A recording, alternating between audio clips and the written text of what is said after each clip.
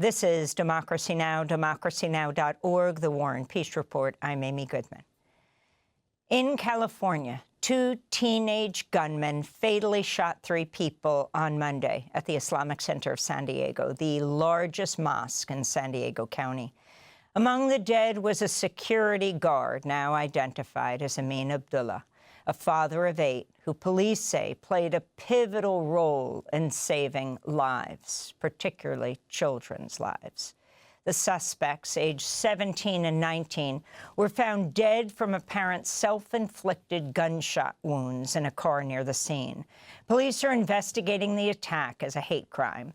Law enforcement officials told CNN hate speech was scrawled on one of the weapons. A suicide note that contained writings about racial pride was also found, according to officials. CARE, the Council on American Islamic Relations, noted the attack comes as anti-Muslim bias complaints reach their highest level on record, with 8,683 complaints filed nationwide. This is Taha Hussein, the Imam and director of the Islamic Center of San Diego. My community is mourning.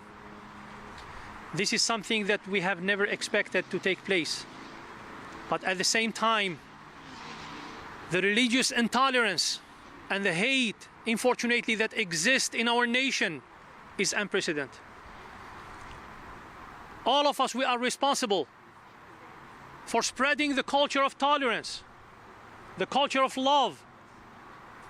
All of us, we are responsible from whatever position we have as parents, as media people, as elected officials, as law enforcement, as religious leaders. All of us, we can do something to protect our nation, to protect our society. And please, I have one request to the media. Stop sharing the picture of the victims.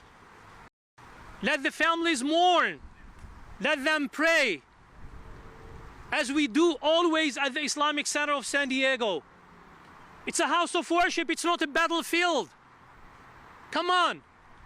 People come to the mosque to pray, to socialize, to celebrate, to enjoy their time together. Muslims and non-Muslims alike, everyone have been always welcomed. Our doors are always welcomed. We never ask people when they show up at the door of the Islamic Center, we never ask them whether you are a Muslim or not, who are you? Because everyone is welcome. So let's do our best to spread this culture of love and tolerance and sympathy for the sake of this nation, for the sake of the future generation. That was Taha Hussein, the Imam and director of the Islamic Center of San Diego, attacked on Monday. Police said they'd begun a search for the 2 teenage gunmen 2 hours before the attack, after the mother of one of the shooters called police. This is San Diego Police Chief Scott Wall. She believed her son was suicidal, and she began to share information that several of her weapons were missing. Her vehicle was missing, in addition to her son. She also said that her son was with a companion,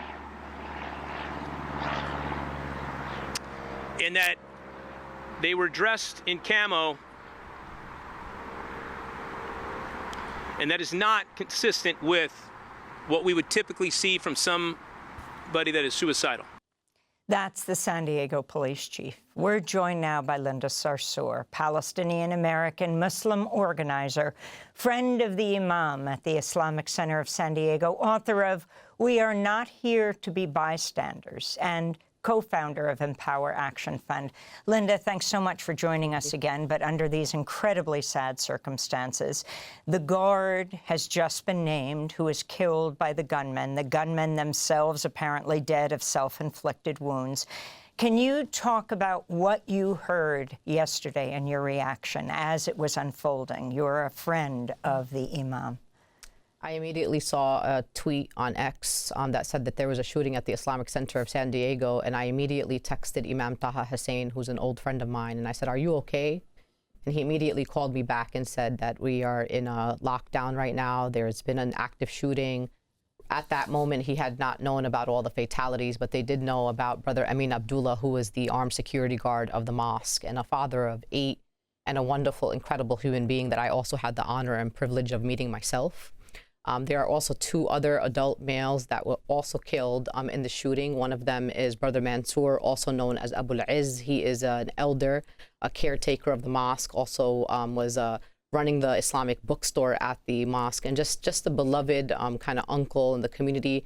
Another one is Brother Nadid. Brother Nadid is a neighbor of the mosque, a congregant, someone who is heavily involved in the mosque itself. It's just a very devastating experience. There is also about 200 kids in a pre-K to 3rd grade Islamic school that is a part of the Islamic Center of San Diego, who are also on lockdown, hiding under,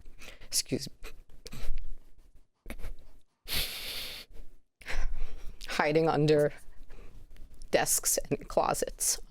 And if it wasn't for Brother Amin Abdullah and these brothers that came out to put their bodies on the line, we could have had many more fatalities, and many of them could have been small children in this country. So even though the children are safe, thank God, they are forever going to live with this trauma of knowing that their mosque was attacked because they were Muslims. I was watching as parents wept also, talking about how Amin had saved their children, that the kids, the first thing they look forward to going to school in the morning is seeing him there. That's right. That's who he was, and this was his job. As a matter of fact, a few days before this horrific shooting, he had made a post on social media, on Facebook, and said something like, a lot of people look for fame, they look for financial stability, they look kind of for the worldly things. But for him, he just wanted to be a good Muslim, and he wanted to meet his Lord as pure as he was when he was a baby. And that is his last message that people saw on social media. Imam Taha, also the director of the Islamic Center, who was in the building when this happened, he was on the 2nd floor, is an incredible ally. He's someone who is very well known in the immigrant rights movement, in the San Diego economic justice movement. He's often at many rallies. This is a mosque that has opened its doors to the community. They literally have open mosque day, where anyone in the community can show up to the mosque, and they are opened. They are welcomed with open arms. They have film screenings. They do like community events. They do festivals. Like, this is the epitome of a mosque that shows our true values as Muslims in community and in solidarity. So it's just devastating, and no house of worship should have to ever experience this. You were with Imam Taha Hussein just a few weeks ago? Mm-hmm. Imam Taha is a national leader. He is part of many of the movement work that I do. He's someone that we go to as an Islamic scholar to help guide us through the social justice and work that we do. And we were in Dearborn just a few weeks ago. He was there as a mentor to many Muslim organizers in this country. And he's someone that I've spoken on many panels with. We do the Muslim Student Association conference in California. Just someone who's always at the right place at the right time, and very encouraging, and of women leadership in our community, of youth leadership in our community. And so it's just devastating to see that his mosque was targeted as someone who has poured so much into our community and movements. Can you talk about what you understand the mom of one of the alleged shooters? Kane Clark was, I believe, 17. Mm-hmm. He was with Caleb Vasquez. These 2 now dead teenagers have been identified. How the mom got in touch with the police hours before. I think she had a cache of weapons, but she saw her guns gone and her car gone, and her kid was dressed in camo with the ammo. And as the mayor, as the police chief said, even though he had left a suicide note, that is highly suspect when they're putting on camo, obviously. I mean, we can't deny, Amy, that there's been increased political rhetoric against Muslims in this country, and the ways in which Muslims are treated. Even after this horrific shooting, right-wing MAGA accounts, some of them verified, some of them high-profile, have begun conspiracy theories or have actually blamed the mosque itself for their own shooting that happened there. It is absolutely horrific to see the ways in which elected officials, anywhere from Randy Fine to the members of Congress who have started this, what they call the Sharia Free Caucus, people are not held accountable for their anti-Muslim hate. Anti-Muslim hate is one of the few types of bigotry in this country that is acceptable. You don't lose your job. There's no consequences for it. And here comes a 17-year-old who is probably brought into all this propaganda. He's wrote a suicide note. The officials are saying that there was hate rhetoric scrolled on the weapons, which also tells me how long were your guns missing? How long did it take him to scroll, hateful, rhetoric on guns? Also, how is the mother storing her guns? Did you just leave them around? Was there no key? Was there no way for this to be protected so that your child does not go out and kill innocent people at a mosque? So there's something very, strange that's happening here. But I will say this about the 17-year-old and also a 19-year-old. I'm sad, Amy, for them. I really am sad. They're too young for this type of hate. And the fact that it drove them to the point where they went to a mosque and they shot innocent people and could have shot children. I mean, the fact that there's an Islamic school, if it wasn't for Brother Amin and the brothers that interfered, we literally could have had dozens of children who would have been literally shot and killed. And the thing is, we've seen this before. We saw it in Sandy Hook. We saw it in Uvalde. And so for me, I'm just like, it's an issue around, let's end this anti-Muslim hate.